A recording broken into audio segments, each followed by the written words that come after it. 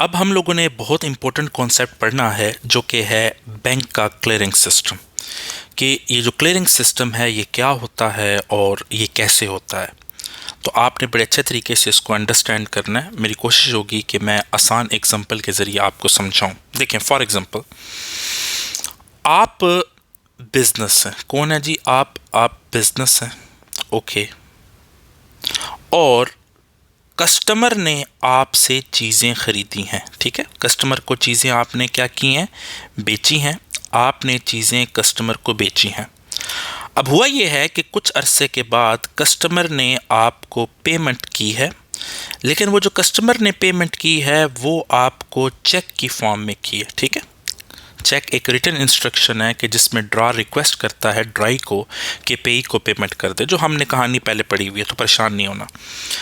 अब आपको कस्टमर ने चेक दिया, अच्छा जी। अब मसला ये दरपेश है कि ये जो चेक है ये क्रॉस चेक है। देखें, ये चेक मैं बना रहा हूँ, अच्छा।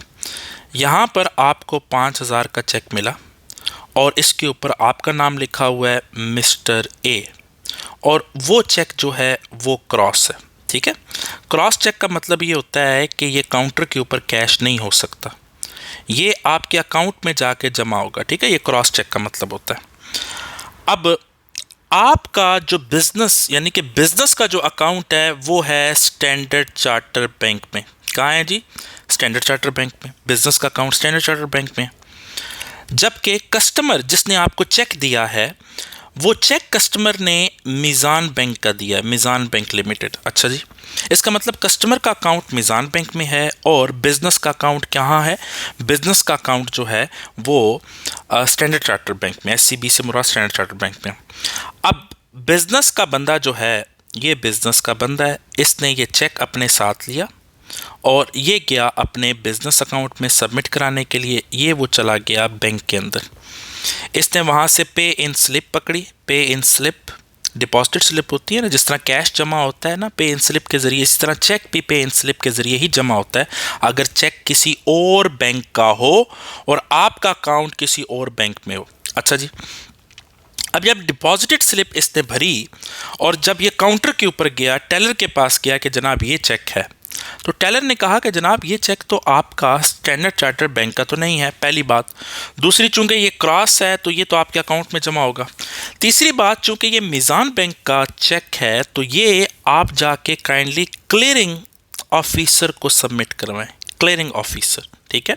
बैंक के अंदर एक बंदा होता है जिसका नाम होता है क्लियरिंग इंचार्ज या क्लियरिंग ऑफिसर। अब ये क्लियरिंग ऑफिसर क्या करेगा? क्लियरिंग ऑफिसर बेसिकली इस चेक को अपने पास रखेगा, आपकी डिपॉजिट स्लिप को पास रख के जो आपकी रिसीविंग होगी, जो कार्बन कॉपी होगी, वो आपको देगा। अब ये जो क्लियरिंग ऑफिसर है ये चेक अपने पास रख के शाम के टाइम इस चेक को कलेक्ट करने के लिए एक सेंट्रल बैंक से इदारा है, सेंट्रल बैंक के साथ जुड़ा हुआ इदारा है जिसको आप निफ्ट बोलते हैं, नेशनल इंस्टीट्यूशनल फैसिलिटेशन टेक्नोलॉजी। ये मैं आपको पाकिस्तान की कहानी बता रहा हूँ ताकि आप क्लियरिंग सिस्टम को समझें। तो वो जो निफ्ट है, नेशनल इंस्टीट्यूशनल फाइनेंशियल टेक्नोलॉजी, उसका नुमाइंदा आएगा, ये सेंट्रल बैंक की तरफ से बनाया गया इदारा है। वो आपसे वो चेक कलेक्ट करेगा और अगले दिन सुबह ये चेक जो है ये कस्टमर के बैंक मीज़ान बैंक में ले जाएगा, मीज़ान बैंक में। इसको कहते हैं आउटवर्ड क्लियरिंग, आउटवर्ड क्लियरिंग, ठीक है। जो चेक आपका आपके स्टैंडर्ड चार्टर के बंदे ने भेजा है मीज़ान बैंक को, इसको कहते हैं क्या? Outward clearing.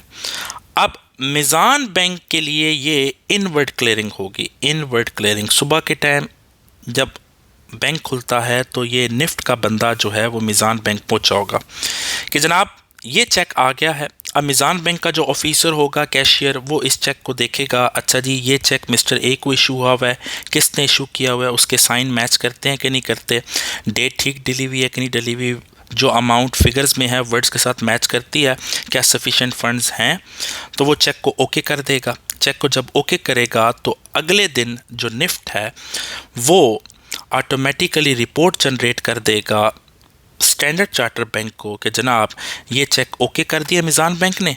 अब स्टैंडर्ड चार्टर बैंक क्या करेगा? मीज़ान बैंक से पैसे लेके ऑटोमेटिकली आपके बिजनेस के अकाउंट में डाल देगा, ठीक है।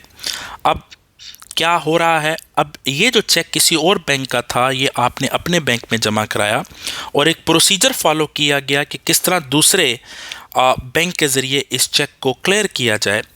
उस सिस्टम को, उस प्रोसीजर को कहा जाता है क्लियरिंग सिस्टम। अच्छा जी, ये क्लियरिंग सिस्टम है। अब क्लियरिंग सिस्टम में अमूमी तौर के ऊपर 3 दिन लग जाते हैं, 3 डेज, ठीक है, मैक्सिमम 3 दिन लगते हैं। आजकल तो टेक्नोलॉजी इतनी फास्ट हो गई है कि सेम डे क्लियरिंग भी होती है। सुबह चेक भिजवाओ तो शाम को चेक आपका क्लियर हो जाता है, लेकिन वो मखसूस ब्रांचेस करती हैं, सारी ब्रांचेस नहीं करती। अब समझ में आ गया ना क्लियरिंग सिस्टम क्या होता है, कि चेक अगर दूसरे बैंक का हो, आप अपने बैंक में जमा करा दें, तो वो एक क्लियरिंग सिस्टम प्रोसेस के ज़रिए वो चेक क्लियर करवाया जाता है और ये बैंक्स आपस में इंटरनल मामला तय करते हैं। Got it? अच्छा जी, अब एक और हमारे पास कॉन्सेप्ट है जिसको बैंकर्स ड्राफ्ट कहा जाता है। क्या कहा जाता है? बैंकर्स ड्राफ्ट कहा जाता है। इसको बैंकर्स चेक भी कहा जाता है। अच्छा, बाज़-औक़ात ये जो बैंकर ड्राफ्ट है, इसको मज़ीद जो है वो किसी बैंक में पे ऑर्डर भी कहा जाता है और किसी बैंक में डिमांड ड्राफ्ट भी कहा जाता है। आजकल ये दोनों चीज़ें सेम हो गई हैं, ठीक है। डिमांड ड्राफ्ट हो गया, बैंकर चेक हो गया, बैंकर ड्राफ्ट हो गया, पे ऑर्डर हो गया, ये सारी चीज़ें एक ही हैं। अच्छा, मैं अब आपको नुक्ता समझाने लगा हूँ कि इसमें कहानी क्या है। जब आपको समझ में आएगी तो फिर मैं डेफिनेशन पढ़ूंगा कि ये बैंकर ड्राफ्ट होता क्या है। अब ज़रा गौर से समझना है आपने। देखें, आप बिजनेस है, आप कौन है जी? बिजनेस है। आपने इस पार्टी से प्रॉपर्टी खरीदी है, ठीक है। आपने क्या खरीदी है? एक बिल्डिंग खरीदी है। बिल्डिंग क्या खरीद ली है? बिल्डिंग खरीद ली है। अब आपने इस शख्स को पेमेंट करनी है। एक तरीकाकार तो ये है कि उस शख्स को जो आपने पेमेंट करनी है, या तो आप कैश दे दें, ऐसे ही ना। अब कैश पे ख़तरा ये है कि इतना ज़्यादा कैश, अगर ये 50 लाख की बिल्डिंग है या 5 करोड़ की बिल्डिंग है, तो इतना कैश लेके जाएंगे तो ख़तरा होगा। ऐसे ही है ना, चोर डाकू ना पड़ जाए। दूसरा, क्या पता है ये बंदा ही रिफ्यूज़ कर दे, जनाब मैं कैश नहीं लेता। अब अगर आप चेक लेके जाएंगे तो क्या पता ये बंदा रिफ्यूज़ कर दे कि जनाब चेक भी मैं नहीं लेता, चेक क्या पता डिसऑनर्ड हो जाए। अब बंदा आपसे रिक्वेस्ट करता है कि जनाब मुझे बैंकर ड्राफ्ट बना के दें, बैंकर ड्राफ्ट। अच्छा जी, ये बैंकर ड्राफ्ट क्या है? अब आप बिजनेस हैं तो आप जाएंगे अपने बैंक के पास। किधर जाएंगे? आप अपने बैंक के पास। आपका बैंक क्या है? मीज़ान बैंक है। बिजनेस का अकाउंट कहाँ पर है? एज्यूम करते हैं मीज़ान बैंक में है। बिजनेस चला गया अपने बैंक के पास और बिजनेस ने कहा कि मैंने इस शख्स को, ये शख्स नहीं खड़ा हुआ, इसको पेमेंट करनी है 5 करोड़ की, मैंने बिल्डिंग ली है, या 50 लाख की, तो मुझे ड्राफ्ट चाहिए, बैंक ड्राफ्ट। तो बैंक कहेगा कोई मसला नहीं, आप मुझे चेक काट के दें। तो आप अपना चेक काट के 5 करोड़ का वो बैंक के हवाले करेंगे, बैंक के नाम लिखेंगे। किसके नाम लिखेंगे? बैंक के नाम लिखेंगे। और बैंक क्या करेगा? आपके अकाउंट से पैसे डिडक्ट कर लेगा और बैंक आपको एक मीज़ान बैंक की तरफ से चेक पकड़ा देगा कि ये चेक जो है उसके ऊपर लिखा होगा मीज़ान बैंक और लिखा होगा ये बैंक ड्राफ्ट है, और उसके ऊपर अमाउंट लिखी होगी 5 करोड़ और उस शख्स का नाम लिखा होगा कि जिससे आपने बिल्डिंग ली है, ठीक है। अब आपके अकाउंट से तो पैसे बैंक ने काट लिए। अब बैंक ने अपनी उसको लाइबिलिटी बना लिया कि अब मिस्टर, ये इस शख्स को पेमेंट करना किसकी लाइबिलिटी होगी? है बैंक की। इसका मतलब बैंक ने आपके अकाउंट से पैसे डिडक्ट करके अपने पास रख लिए हैं, अपनी लाइबिलिटी में डाल लिए हैं, और वो पैसे किस में हैं? इस चेक में। अब ये चेक किसकी तरफ से इशू हुआ है? बैंक की तरफ से इशू हुआ, और ये कंफर्म पेमेंट होती है। जब बैंक चेक इशू कर दे अपनी तरफ से, ये कंफर्म पेमेंट होती है कि ये किसी सूरत डिसऑनर्ड हो ही नहीं सकता, बाउंस नहीं हो सकता, रिटर्न नहीं हो सकता। अच्छा, तो जब आपकी बड़ी अमाउंट का लेन देन होता है और आपको कंफर्म पेमेंट चाहिए, जिस तरह फॉर एग्जांपल आपके बुक कोई गाड़ी ले रहे हैं या गाड़ी बेच रहे हैं और अगली पार्टी कहती है कैश ले लें, आप कहें नहीं कैश नहीं चाहिए, कैश में हमें क्या पता कोई फेक नोट आप पकड़ा जाएं और ख़तरा भी है। ये ना आप कैश पकड़ाएं तो साथ ही 2 बंदे भेजें, भाईजीन कैश वापस ले आओ पिस्टल की नोक के ऊपर। वो कहे चेक, आप कहें जी चेक नहीं चाहिए, चूँकि चेक के डिसऑनर्ड होने के खदशे ज़्यादा हैं। आप उससे कहें कि मुझे बैंकर्स ड्राफ्ट चाहिए, पे ऑर्डर चाहिए। अच्छा, आप समझ में आ गए ना पे ऑर्डर क्या होता है? पे ऑर्डर बैंक का चेक होता है जो मैंने आपसे हाथ जोड़ के पाँव पकड़ के गुजारिश की है। अच्छा जी, business first transfer money to the bank. मैंने आपसे गुजारिश की है ना कि बिजनेस पहले कहाँ जाएगा? बिजनेस बैंक को जाएगा और बैंक को चेक काट के देगा कि जनाब ये चेक है, ये आपके हवाले। अच्छा, फिर क्या होगा? Bank writes cheque on the name of recipient. Bank जो है वो चेक लिखेगा किसके नाम पे, ये इस शख्स के नाम पे, ये इस शख्स के नाम पे। अच्छा जी, फिर क्या होगा, फिर ये होगा इट इज गारंटीड पेमेंट। अब उस बंदे को पे करना किसकी रिस्पॉन्सिबिलिटी बन गई है, किसकी जिम्मेदारी है, बैंक की है। Usually it is use for higher value items. तो कोशिश करें कि जब आपने ज़्यादा अमाउंट की चीज़ खरीदनी या बेचनी है तो आपको कन्फर्म अगर अमाउंट चाहिए या पे करनी है तो आप बैंकर्स ड्राफ्ट के ज़रिए पे करें, ठीक है। तो हायर वैल्यू के लिए यूज़ होता है। I hope it make sense. Agree, moving forward. अच्छा, अगली चीज़ बड़ी इंटरेस्टिंग है और मैंने आपसे गुजारिश की थी कि ये चीज़ आपकी प्रैक्टिकल लाइफ में आप ज़रूर देख रहे होंगे, ठीक है। और जब इसका नाम आया था EFT POS, मैंने कहा था हम आगे पढ़ेंगे। तो ये EFT POS क्या है और इसी के अंदर credit card and debit card का कॉन्सेप्ट छुपा हुआ है, ठीक है। EFT POS का मतलब है electronic fund transfer at a point of sale, ठीक है। जैसे कि फॉर एग्जांपल आपके कपड़े लेने, आप गुलामत के ऊपर गए, आपने कपड़े ख़रीदे, जब आप काउंटर के ऊपर आए आपने अपना कार्ड शो कर दिया, आपने डेबिट कार्ड दिया, क्रेडिट कार्ड की दिया, या फिर किसी भी, जिस तरह ये इजी पैसा हो गया, जैज़ कैश हो गया, इसका कार्ड दिया, तो क्या होगा, आपके अकाउंट से पैसे डिडक्ट होके ऑटोमेटिकली गुलामत के अकाउंट में चले जाएंगे, ठीक है। ये जो आपके अकाउंट से पैसे डिडक्ट हुए और गुलामत के अकाउंट में चले गए थ्रू प्लास्टिक मनी, ये जो credit card and debit card होता है ना, इसको आप प्लास्टिक मनी भी बोलते हैं, क्योंकि ये प्लास्टिक की फॉर्म में होता है ना। पैसे तो कॉन्सेप्चुअली इसके अंदर पड़े होते हैं, फिजिकली तो पैसे नहीं होते। ऐसे ही है, ये जो पैसे आपके अकाउंट से डिडक्ट होके गुलामत के अकाउंट में चले गए, इस कॉन्सेप्ट को, इस प्रोसेस को कहते हैं EFT POS, electronic funds transfer at a point of sale, ठीक है। अच्छा, इसमें जो पहला कॉन्सेप्ट है आपका वो है क्रेडिट कार्ड का। कौन सा क्रेडिट कार्ड का? अब क्रेडिट कार्ड क्या होता है, देखें फॉर एग्जांपल, क्रेडिट कार्ड का मतलब ये होता है कि अगर ये आप हैं और आपकी जेब में पैसे नहीं हैं, लेकिन आपने क्रेडिट कार्ड लिया हुआ है किसी कंपनी का, ज़रूरी नहीं है कि बैंक की क्रेडिट कार्ड इशू करे, कोई फाइनेंशियल कंपनी भी क्रेडिट कार्ड इशू करती है, क्रेडिट कार्ड, ठीक है। अब आप गए हैं गुलामत के ऊपर, ये गुलामत की बिल्डिंग है या शोरूम है या फिर आप बुटीक कह लें, और ये सारे उसके कपड़े हैं, ठीक है, टंगे हुए हैं, ये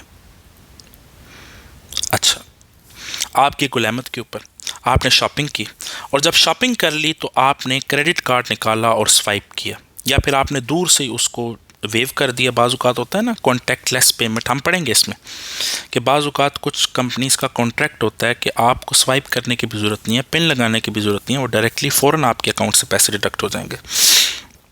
अब हुआ ये है कि क्रेडिट कार्ड में इस शख्स के पास पैसे नहीं, ये तो कंगाल है बेचारा, इसके पास क्रेडिट कार्ड है, तो क्रेडिट कार्ड कंपनी ने एक्चुअली इस बंदे के बिहाफ के ऊपर पेमेंट कर दी है, किसको? गुलामत को। पता ये चला कि क्रेडिट कार्ड ने एक्चुअली इस बंदे को कर्जा दिया है, समझ रहे हैं ना, इसके अकाउंट में तो पैसे ही नहीं थे और गुलामत को पे कर दिया।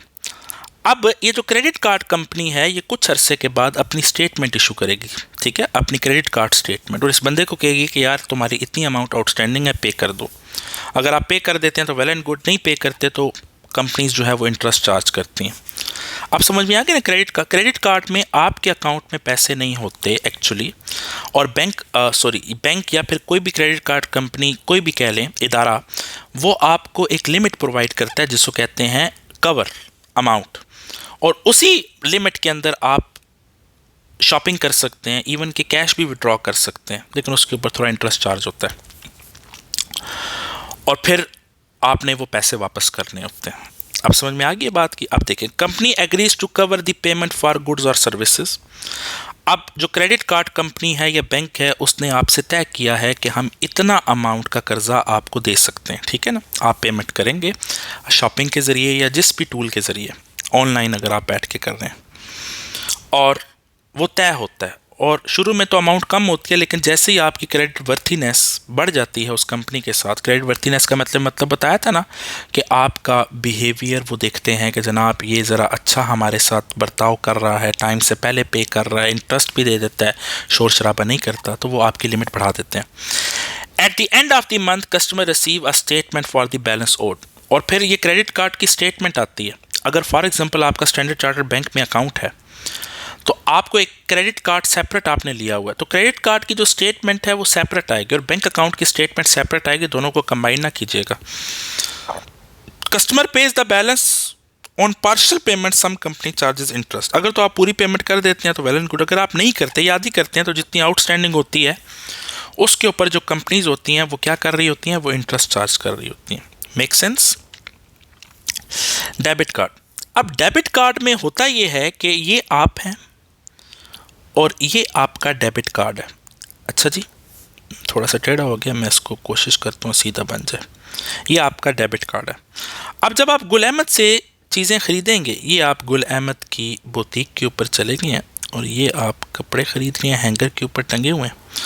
आप गुल अहमद से जब कपड़े ख़रीदेंगे तो आपके पास डेबिट कार्ड है। डेबिट कार्ड का मतलब है कि आपके अकाउंट में से पैसे डिडक्ट होंगे अगर आपके अकाउंट में पैसे हैं, अगर नहीं है तो चंडी कोई पेमेंट नहीं होगी। ठीक है, गुल अहमद कहेगा भाईजान जो तुम कपड़े चाय सन ना वापस उधर ही वहीं रख दें, ठीक है ना, हैंगर पे टांग भी दें और चुप करके पतली गली से रफा चक्कर हो निकल जाएं। अब समझ में आ गया ना, डेबिट कार्ड में आपके अकाउंट ही में से पैसे डिडक्ट होंगे तो बैंक अमूमी तौर के ऊपर डेबिट कार्ड इशू करता है, ऐसे ही है ना। याद ये रखना है आपने, एटीएम कार्ड वो होता है कि जिसके ज़रिए आप कैश विड्रॉ करते हैं एटीएम मशीन से। एटीएम मशीन का पूरा नाम क्या है? Automated teller machine. ठीक है, यहाँ पर एक आर्टिफिशियल टेलर बैठा होता है जिसका नाम ऑटोमेटेड है। ठीक है, वो आपको पैसे दे देता है। एक है आपके पास डेबिट कार्ड। डेबिट कार्ड ये है कि आप पेमेंट कर सकते हैं electronic fund transfer at the point of sale, जैसे कि वीज़ा हो गया, जैसे कि मास्टर कार्ड हो गया, जैसे कि यूनियन पे हो गया। अब हुआ ये है कि काफ़ी अरसे से ये दोनों चीज़ें कंबाइन हो गई हैं। वो जो एटीएम कार्ड है वो आपका डेबिट कार्ड भी है, उन्होंने दोनों को कंबाइन कर लिया। अगर आपके पास एटीएम कार्ड हो ना, आप देखें कोने में वीज़ा लिखा होगा, मास्टर कार्ड लिखा होगा या यूनियन पे लिखा होगा। बात समझ रही है ना? तो एटीएम कार्ड का मतलब है कि पैसे विड्रॉ करना, डेबिट कार्ड का मतलब है कि आपके अकाउंट से पेमेंट डिडक्ट हो जाएगी अगर आप शॉपिंग कर रहे हैं। अब समझ में आ गई बात, कहानी क्या है? तो होता आपकी अपने अकाउंट से ये चीज़ें हैं, इसलिए डेबिट कार्ड की जो ट्रांजैक्शन है वो आपके अकाउंट में आती हैं और जो क्रेडिट कार्ड है वो आपके अकाउंट में नहीं आता, चूँकि वो सेपरेट खाता होता है किसी भी कंपनी या बैंक के साथ, उसकी सेपरेट स्टेटमेंट आती है। अब समझें, कॉन्टैक्टलेस फैसिलिटी। कभी कभार आपने देखा होगा कि जो मशीन होती है कि जिसमें आप डेबिट या क्रेडिट कार्ड डालते हैं, कभी देखा है ना, एक पेट्रोल पंप पे जाएं तो आपको अक्सर देखा होगा अगर आप क्रेडिट कार्ड या डेबिट कार्ड यूज़ कर रहे हैं वो मशीन होती है। अमूमी तौर के ऊपर वो क्या करता है, जो पेट्रोल डालने वाले भाई साहब हैं वो कार्ड जो है वो आपसे लेके वो मशीन में डालते हैं और फिर आपको कहते हैं कि जनाब ये पिन लगाएं, ऐसे ही है ना। बाज़ औक़ात कभी आपने देखा होगा कि अगर आपके पास मीज़ान बैंक का कार्ड है और आप चले जाते हैं शेल पेट्रोल पंप के ऊपर, तो बजाय वो कार्ड मशीन के अंदर इंसर्ट करने के, वो मशीन के ऊपर एक इंफ्रारेड की शेप बनी होती है, कुछ ऐसे। मैं कोशिश करता हूँ मेरे से बन जाए, मेरी ड्राइंग बहुत आला है, आपको तो पता है। ये ऐसे कोई शेप बनी होती है मशीन के ऊपर, बस वो उसको शो करता है, वेव करता है, तो वो ऑटोमेटिकली अमाउंट डिडक्ट हो जाता है। इसका मतलब मीज़ान बैंक का और शेल का कोई पुराना रिश्ता है, रिलेशनशिप है, उन्होंने आपस में कोई एग्रीमेंट किया हुआ। अब समझ में आ गया कॉन्टैक्टलेस पेमेंट या कॉन्टैक्टलेस फैसिलिटी का मतलब क्या है? Without entering PIN, just touching और waving card on electronic reader, only available on selected devices. इसका मतलब है कि शेल और मीज़ान बैंक का रिश्ता पुराना है, ठीक है, भरोसे का। तो कुछ कंपनीज, कुछ जो हैं वो बैंक्स या कुछ जो फाइनेंशियल इंस्टीट्यूशंस हैं वो कॉन्ट्रैक्ट कर लेते हैं, एग्रीमेंट कर लेते हैं कि हमारे कस्टमर्स को वेट ना कराएं, लिहाजा जल्दी जल्दी छेती छेती इनका काम कर दें। आप समझ में आया? अच्छा, debit and credit card can be used for, और ये मज़ीद यूज़ होते हैं ऑनलाइन सेल्स। अगर आपने ऑनलाइन शॉपिंग करनी है बैठ के किसी भी स्टोर के ज़रिए, आप अमेज़ोन से ख़रीद रहे हैं तो उधर ही बैठ के आप ज़ाहिर आप debit card credit card insert तो नहीं करेंगे ना किसी डिवाइस के अंदर, बस उसका पिन जो है वो देंगे, उसका जो डिजिट कोड मींस जो उसका डेबिट कार्ड या क्रेडिट कार्ड का नंबर होता है वो देंगे, उसके पीछे जो है वो CVP गालबन, if I am not wrong CVV होता है शायद, वो देंगे 3 नंबर का। फिर वो आपको SMS OTP 1 टाइम पासवर्ड भेजेगा और जैसे ही पासवर्ड आप कंफर्म करेंगे तो साथ ही पेमेंट आपकी प्रोसेस हो जाएगी। टेलीफोन सेल्स, बाज़ औक़ात टेलीफोन्स के ऊपर भी आप जब ऑर्डर देते हैं तो वो आपसे डिटेल्स पूछ लेता है कि जनाब आप अपनी एटीएम की डिटेल्स बताएं। आप एटीएम की डिटेल्स बताते हैं तो ज़्यादा डिटेल्स में आप पिन तो नहीं बताते, वो आपको वन टाइम पासवर्ड आ जाता है, वो फिर आप इंसर्ट करते हैं तो ऑटोमेटिकली आपकी पेमेंट हो चुकी होती है। अब समझ में आ गई ना डेबिट क्रेडिट कार्ड क्या है? I hope it make sense. अच्छा, अब हम लोग पढ़ने ये जा रहे हैं कि आप बैंक के ज़रिए किस तरह ट्रांसफ़र कर सकते हैं किसी को पेमेंट। अच्छा, याद ही रखिएगा कि बैंक का और आपका जो रिलेशनशिप होता है वो डेटर और क्रेडिटर का होता है। कौन सा होता है? डेटर और क्रेडिटर का, रिसीवेबल्स और पेएबल का। अच्छा, अगर आपको ये समझ नहीं आया तो आप बिल्कुल परेशान ना होइएगा, बैंक रिकन्सिलेशन इसके बाद आएगी, उसमें मैं डिटेल में आपको समझाऊंगा ये रिसीवेबल और पेएबल का माजरा क्या है। लेकिन यहाँ पर आप ये समझें कि other than receivables and payable, bank जो है वो आपके बिहाफ के ऊपर कोई सर्विसेज भी प्रोवाइड करता है, तो बैंक क्या बन जाता है आपके लिए? एजेंट बन जाता है। बैंक क्या बन जाता है आपके लिए? एजेंट। और जो आप हैं यानी कि बिजनेस है, बिजनेस क्या बन जाता है? प्रिंसिपल बन जाता है। अच्छा जी, बैंक आपके बिहाफ के ऊपर सर्विसेज प्रोवाइड करता है, आपके बिहाफ के ऊपर आपके हुक्म की बजावरी करता है, सर झुका के पांव पकड़ के वो मुंतज़िर होता है कि हज़रत साहब कुछ फरमाएं और मैं उनके हुक्म की तामील करूं। इसका मतलब है कि बैंक एज एन एजेंट भी काम करता है और आप बैंक को जो हदायत देंगे बैंक वो कर गुजरेगा। ठीक है, वो शर्माएगा नहीं, वो झिझकेगा नहीं। तो बैंक आपके बिहाफ के ऊपर कुछ ट्रांसफ़र करता है जब आप बैंक के साथ कुछ लिखत पढ़त करते हैं, बैंक को ऑर्डर करते हैं कि जनाब ये आपने करना है। अच्छा, इसमें एक टाइप है पेमेंट की जब आप बैंक को कहते हैं कि यार तुमने स्टैंडिंग ऑर्डर पेमेंट करनी है। अब ये स्टैंडिंग ऑर्डर पेमेंट क्या है? सबसे पहले ये समझें कि इसके अंदर रेगुलर पेमेंट्स होती हैं, इंटरवल फिक्स होता है, फिक्स्ड अमाउंट होती है। बिल्कुल समझ नहीं आया? कोई टेंशन नहीं है, भाई आपको एग्जांपल देगा। अच्छा, ये देखें, फॉर एग्जांपल एज्यूम करते हैं कि आपने एक बिल्डिंग रेंट के ऊपर ली हुई है, रेंट के ऊपर, और आपको पता है कि हर महीने मैंने इस बिल्डिंग का रेंट पे करना है $500।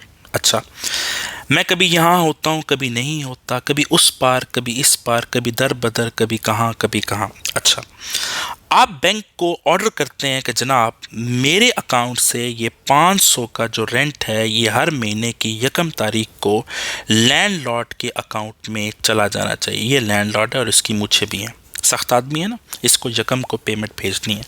आप समझ आ रही? कौन ऑर्डर कर रहा है? आप कर रहे हैं। आप कौन है? बिजनेस है। तो ये जो आपने बैंक को ऑर्डर किया है कि यार आपके अकाउंट से हर महीने की 1 तारीख को $500 पेमेंट कर देनी है, किसको? लैंडलॉर्ड को। ये जो आपने बैंक को ऑर्डर किया है ये लैंडलॉर्ड है। इस ऑर्डर को कहते हैं स्टैंडिंग ऑर्डर। कैसे पता चला ये स्टैंडिंग ऑर्डर है? देखें, एक तो पेमेंट रेगुलर है, हर महीने पेमेंट होगी। फिक्स्ड इंटरवल है, हर महीने की 1 तारीख को। अमाउंट फिक्स है, हर महीने की 1 तारीख को आप $500 पे करेंगे। बैंक कहेगा जी हजूर मैं पे कर दूंगा। बैंक नहीं भूलेगा, चूंकि बैंक के पास सॉफ्टवेयर्स है ना, और बैंक उन सॉफ्टवेयर्स के ऊपर पॉपअप लगा देगा। आप भूल चुके होंगे, बैंक ने ऑटोमेटिकली जैसे 31 को रात को 12 होगा तो आपके अकाउंट से पैसे निकल के ठक ठाठू उधर गए लैंडलॉर्ड के पास। आप समझ में आ गया स्टैंडिंग ऑर्डर। अच्छा, एक और एग्जांपल लें। फॉर एग्जांपल हमने ये कहा कि आप कहते हैं बैंक को कि यार हर महीने की 1 तारीख को मेरी जिम की फ़ी पे करनी है $50 की। बैंक कहता है जी हजूर पे हो जाएगी, और ये जिम का नाम है, ये फ़ी है, और हर महीने की 1 तारीख को। अब फ़ी रेगुलर है, पे होनी है, इंटरवल 1 तारीख को, अमाउंट फिक्स है, तो बैंक पे करेगा। ये क्या है? Standing order. आप समझ में आया कि स्टैंडिंग ऑर्डर क्या है? हाँ, बैंक आपकी ये जो हुक्म की बजावरी करता है, बैंक सालाना इसके ऊपर चार्जिंग करता है, कोई ना कोई फ़ी लेता है। वो जो बैंक का स्केड्यूल ऑफ चार्जेस का एक डॉक्यूमेंट होता है ना, स्केड्यूल ऑफ चार्जेस, SOC कहलाते हैं उसको, स्केड्यूल ऑफ चार्जेस, जिसमें बैंक ने लिखा होता है कि मेरी सर्विसेज के कितने चार्जेस होते हैं जो डिफरेंट सर्विसेज प्रोवाइड करता है। उसमें आप देख सकते हैं मिनिमल फ़ी होती है, इतनी ज़्यादा नहीं होती। लेकिन स्टैंडिंग ऑर्डर का कॉन्सेप्ट आपको समझ में आ गया क्या है? अब स्टैंडिंग ऑर्डर का समझ में आ गया तो आई होप डायरेक्ट डेबिट का भी समझ में आएगा। ये दोनों एक दूसरे के साथ मिले जुले हैं, लेकिन थोड़ा सा चेंज है। डायरेक्ट डेबिट भी बैंक आपके बिहाफ के ऊपर पेमेंट करता है। बैंक आपका गुलाम है, एजेंट है, आप प्रिंसिपल, आप बैंक को ऑर्डर करते हैं। अच्छा, क्या ऑर्डर करते हैं कि जनाब कि ये मेरा सप्लायर है। मैं आपको एग्जांपल देके समझाता हूँ। देखें, आप कौन है जी? आप तो हैं बिजनेस। आप कौन है? आप बिजनेस है। आप कौन है? आप बिजनेस है।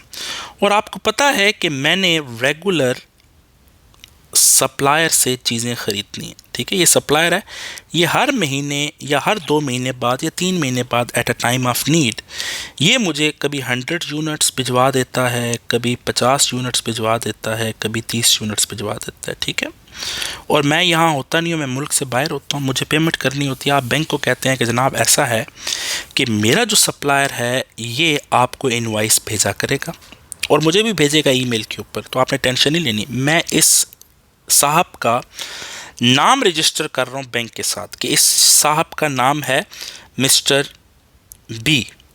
मिस्टर बी जब भी इनवॉइस आपको भेजे ना, आपने उसको पेमेंट कर देनी है। अब मिस्टर बी कौन है? मिस्टर बी वो है जो कि सप्लायर है और इसने पेमेंट लेनी है। जिसने पेमेंट लेनी हो उसको रेसिपिएंट बोलते हैं, याद है ना? और क्या बोलते हैं? पे भी तो बोलते हैं, याद है? इसका मतलब है कि बैंक से रब्ता कौन करेगा कि पेमेंट कर दें?